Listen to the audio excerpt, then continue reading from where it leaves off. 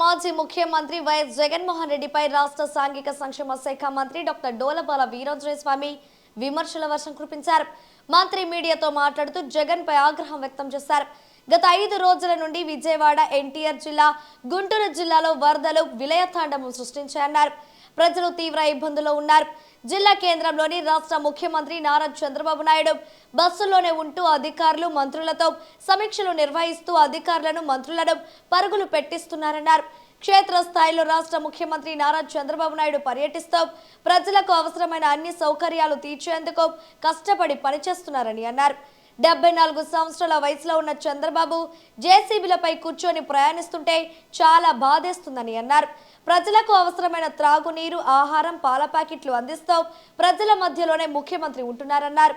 మాజీ ముఖ్యమంత్రి వైఎస్ జగన్మోహన్ రెడ్డి వరద ప్రాంతాల్లో 1-2 గంటలు మాత్రమే పరామర్శించి ప్రజల వద్ద ముసలి కన్నీరు కాల్చి ప్రభుత్వంపై బురద చల్లి వెళ్లారని మండిపడ్డారు.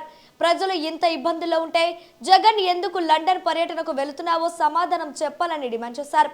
గతంలో లండన్ పర్యటన కోసం జగన్ రోజుకు 3,60,00,000 రూపాయల విలాసవంతమైన ఫ్లైట్లో వెళ్లారని ఆరోపించారు.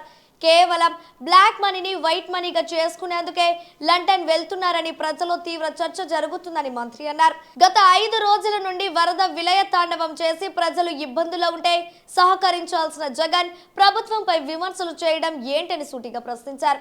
గత ప్రభుత్వం తప్పిదాల వల్లే ఈ రోజు ఇలాంటి పరిస్థితి వచ్చిందని మండిపడ్డారు. వరదలో ఇబ్బంది పడ్డ ప్రతి ఒక్కరిని ఆదుకుంటామని మంత్రి హామీ ఇచ్చారు. ప్రజలకి ప్రతిదీ కూడా నీరు కానీ, మంచినీళ్ళు కానీ, ఆహారం కానీ, పాలు కానీ అందివ్వాలి అనేటువంటి లక్ష్యంతో ముందుకెళ్తున్నారు. ఇస్తూ ఎవరైనా కానీ అందకపోతే నిర్లక్ష్యంగా పరిస్థితి వాళ్ళ మీద కూడా అవసరమైతే చర్యలు కూడా వెనుకాడని చెప్పేసి ముందుకెళ్తూ ఉన్నారు. ఇటువంటి పరిస్థితుల్లో ఇక్కడ మనం ఒక నీరోజ్ చక్రవర్తికి అసలైన వారసుని ఒకరిని మనం ఇక్కడ చూస్తూ ఉన్నాం. ఈ రాష్ట్రానికి 5 సంవత్సరాలు పరిపాలన అందించి మాజీ ముఖ్యమంత్రిగా ఉన్న వ్యక్తి ఈరోజు ఆయన ఏదో 1 గంట 2 గంటలు వచ్చేసారు, ముసలి కన్నీళ్ళు కార్చారు, ప్రభుత్వం మీద బురద జల్లాడు. మేము ఒకటి అడుగుతున్నాం, నిన్న 5 సంవత్సరాలు ముఖ్యమంత్రిగా పెట్టుకున్నటువంటి ఈ ప్రాంతంలో నీవు బాధ్యత కలిగిన వ్యక్తిగా ప్రవర్తించకపోగా అది వచ్చి ప్రభుత్వం ఏదైతే సహాయ చర్యలు అందిస్తున్నామో మా మీద బురద జల్లడం ఏదైతే నీకు లక్ష్యంగా పెట్టుకున్నాం. అసలు ఈ నిజంగా చిత్తశుద్ధి ఉంటే మరి మిగతా రోజుల్లో ఎందుకు కనిపించలేదు? ఈరోజు లండన్ పర్యటన ఎందుకు పెట్టుకున్నావు? లండన్ పర్యటనలో నీ ఉద్దేశాలు ఏంటి? నువ్వు ఎందుకు ఏ కారణం మీద లండన్ వెళ్తున్నావో ప్రజలకు చెప్పాల్సిన బాధ్యత నీ మీద ఉంది. నీకు ప్రతిపక్ష హోదా ఇవ్వకుండా ప్రజలు తిరస్కరిస్తే ఆ ప్రతిపక్ష హోదా కోసం నువ్వు కోర్టు పెట్టెక్కిన నువ్వు ప్రతిపక్షంలో ఉన్నటువంటి వ్యక్తివి ఏ కారణం మీద రాజధాని వెళ్తానో తెలియజేయాలి. గతంలో విలాసవంతమైనటువంటి విమానంలో రోజుకి 3,60,00,000 రూపాయలు ఖరీదైనటువంటి బొంబార్డియర్ ఫ్లైట్లో నువ్వు వెళ్ళావు. నువ్వు తరచూ విదేశీ పర్యటన వెళ్తుంటే నీకు ఇక్కడ సంపాదించుకున్నటువంటి బ్లాక్ మనీని వైట్ చేసుకుని వెళ్తున్నావు అని చెప్పేసి ప్రజలు అనుకుంటా ఉన్నారు. ఇంకో విషయం ఏంటంటే 2011లో నీ మీద మనీ లాండరింగ్ అండ్ అదేవిధంగా ఈడీ కేసుల్లో లండన్లో 5 చోట్ల నీకు అక్రమాస్తులు ఉన్నాయని చెప్పేసి గుర్తించడం కూడా ఆనాటి సిబిఐ నిర్ధారించిందనే విషయాన్ని కూడా నీకు తెలియజేసుకుంటా ఉన్నాం. లండన్లో దీవులు కొనుగోలు చేసామని చెప్పేసి కూడా ప్రజలు చెప్పుకుంటా ఉన్నారు. ఇక్కడ ఒక విషయం ఏంటంటే ఈ రాష్ట్రంలో ఇంతమంది ప్రజలు వరదలు విలపిస్తూ ఉంటే ఏరియల్ సర్వేలో గతంలో నీవు ముఖ్యమంత్రిగా ఉన్నట్టు ఏనాడన్నా భూమి మీదకి వచ్చావా? ఏరియల్ సర్వేలు చేసావు కానీ కిందకి వచ్చి ఎప్పుడైనా చూసే పరిస్థితి ఉందా?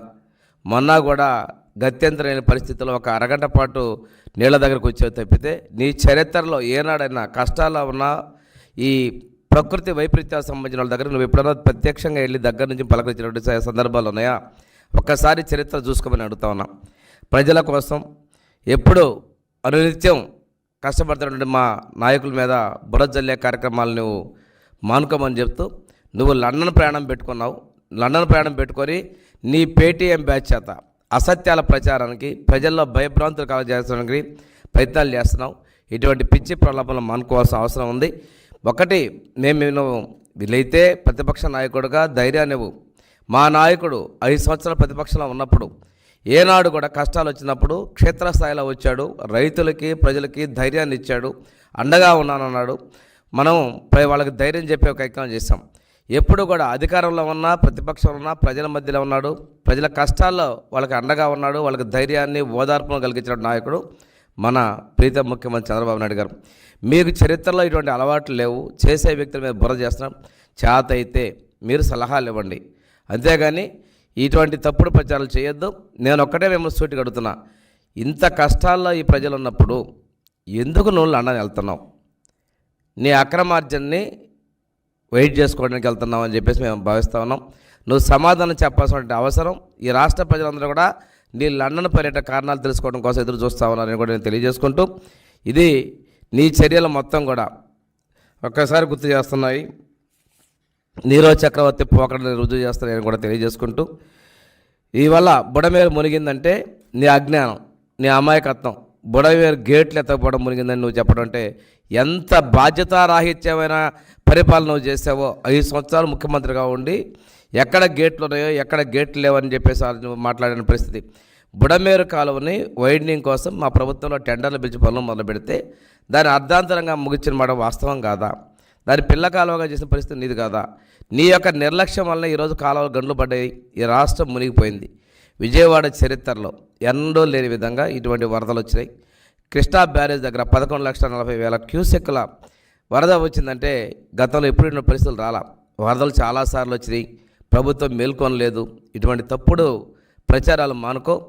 ఈరోజు ప్రజలు ఒక నమ్మకంతో, ఒక విశ్వాసంతో, ఒక అనుభవజ్ఞుడైనటువంటి పరిపాలన దక్ష చేతుల్లో ఉంది, మాకు ధైర్యం ఉంది, మమ్మల్ని తీసుకొస్తారని చెప్పేసి నమ్మకంతో ఉన్నాం. చాలా వరకు కూడా మనం సహాయ చర్యలు లక్షలాది ఆహారం, మంచినీళ్ళు, పాలు మేము అందించడం జరిగింది. అదేవిధంగా ఎయిర్ లిఫ్ట్ చేశారు, పవర్ బోట్స్ ద్వారా ఇచ్చారు, ట్రాక్టర్ ద్వారా చేశారు.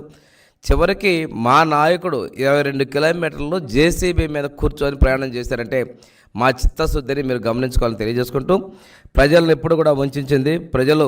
ఒక్క ఛాన్స్ కొని నిన్ను మోసం పోయిన ప్రజలు 5 ఏళ్ల తర్వాత నిన్ను శాశ్వతంగా తరిమి కొట్టని డిసైడ్ చేసి 2 అంకెలకే పరిమితం చేసిన విషయాన్ని కూడా నువ్వు మర్చిపోవద్దని చెప్పి తెలియజేసుకుంటూ, నీ ప్రయాణం లండన్ ఎందుకు వెళ్తున్నావు? ఎందుకు లండన్ పోతున్నావు? నీ అక్రమార్జనల్ని, సంపాదనని తెలుపు చేసుకోవడానికి వెళ్తున్నావా? ఇంకా అదనంగా ఆస్తులు కొనుక్కోవడానికి వెళ్తున్నావా? నీ విలాసవంతమైనటువంటి ఫ్లైట్లో వాటిలో చేసేటువంటి దాన్ని ప్రజలకి చెప్పాల్సినటువంటి బాధ్యత ఉంది అని తెలియజేసుకుంటూ, ప్రజలు గమనిస్తున్నారు. ఎవరైతే రాజకీయాలు చేస్తున్నారో, ఎవరైతే ప్రజల కోసం ఉంటున్నారో అనేది ఈ రాష్ట్ర ప్రజలే కాదు, యావత్ ప్రజానీకం కూడా గమనిస్తుందని చెప్పి నేను తెలియజేసుకుంటూ, చిత్తశుద్ధి ఉంటే ప్రతిపక్షంలో ఉన్నావు కనుక ప్రజలకి అండగా ఉండమని చెప్పేసి నేను కోరుతా ఉన్నా. రోజుకు 3 కోట్లు ఖర్చు పెడుతూ లండన్ వెళ్ళాలంటే తన అక్రమాస్తులని సక్రమైన మార్గంలో చేసుకోవాలనేటువంటి లక్ష్యంతో వెళ్తున్నాడు.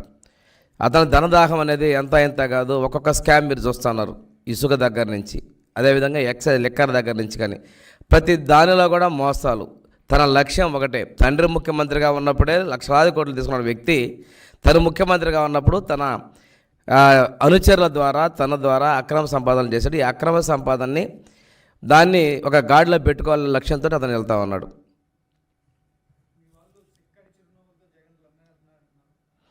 అంటే నేను ఇందాకే చెప్పాను, నిజమైన వారసుడు నీరజ్ చక్రవర్తికి చిక్కని చిరునవ్వులతో లండన్ వెళ్తున్నానని చెప్పి నీ కార్యకర్తలు చెప్తున్నారంటే ప్రజలు రోధిస్తున్నా, ప్రజలు ఇబ్బందుల్లో ఉన్నా పట్టనటువంటి వ్యక్తివి. ఆ రోజు ఆయన ఫిడేలు వాయించుకుంటే ఈరోజు నువ్వు చిక్కని చిరునవ్వులతో లండన్ వెళ్తున్నావు. మొన్న ఒకటి చూస్తుంటారు సోషల్ మీడియాలో, కడప జిల్లాకి ఏదో వెళ్తూ ఆ రోజు వరద డ్యామ్ కొట్టకపోతే వెళ్తున్న పరిస్థితి సందర్భంలో సెల్ఫీ తీసుకున్నారు. ఆయన మంత్రులు సిగ్గు లేకుండా దాన్ని షేర్ చేసుకున్నారు నవ్వులతోటి. నీ జీవితం అంతా కూడా వెకిల్ నవ్వులతోటి అలవాటైపోయింది. ఈ రోజున ప్రాణాలు, అసత్య ప్రచారాలు. అన్నమయ్య డ్యామ్ కొట్టమంది ఎంతమంది చనిపోయారు ఒక చిన్న గ్రామంకి? ఇంత నగరం మొదలైనప్పుడు చాలా చోట్ల మేము ప్రాణాలను కాపాడడం తీసుకొచ్చింది. 1-6 ఎకరన్నా ఉన్నట్టయితే వాటన్నిటినీ కూడాను మేము పరిశీలన చేసి వీలైనంత వరకు మానవ ప్రాణాలని కాపాడడానికి సర్వశక్తిలో మేము మా ముఖ్యమంత్రి గారు, మా ప్రభుత్వం ప్రయత్నం చేసింది. అంతేగాని కంపేర్ చేసుకున్నట్టయితే ఎంతమందిని నువ్వు పొట్టన పెట్టుకున్నావు అనే విషయాన్ని కూడా గమనించుకోవాలి తెలియజేస్తాను.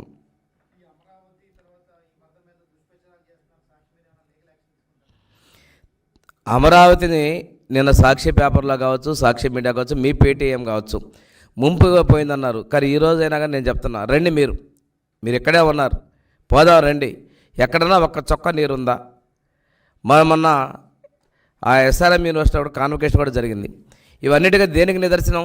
అమరావతిని మీరు ఎప్పుడైతే ఈ ప్రజా రాజధాని అమరావతిని మీరు రాజధాని కాదని చెప్తూ ఇప్పటికి కూడా ముంపు ప్రాంతం అని చెప్పి ప్రచారాలు చేయబోతా ఉన్నారు. ఒక్క చుక్క నీరు కూడా ఇటు పక్క కృష్ణా జిల్లాలో విజయవాడ ప్రాంతంలో వరద వచ్చినా కానీ అమరావతిలో ఒక్క చుక్క కూడా నీరు నిలవలేదు. ఇది మీ కళ్ళ కుట్టినటువంటి అసత్య ప్రచారాలు చేస్తూ ఉన్నారు. మేము దీని మీద చట్టపరమైనటువంటి మీ మీడియా మీద మీ అసత్య ప్రచారాల మీద చట్టపరమైన చర్యలు కూడా తీసుకునే విధంగా మేము ముందుకు వెళ్తున్నాం.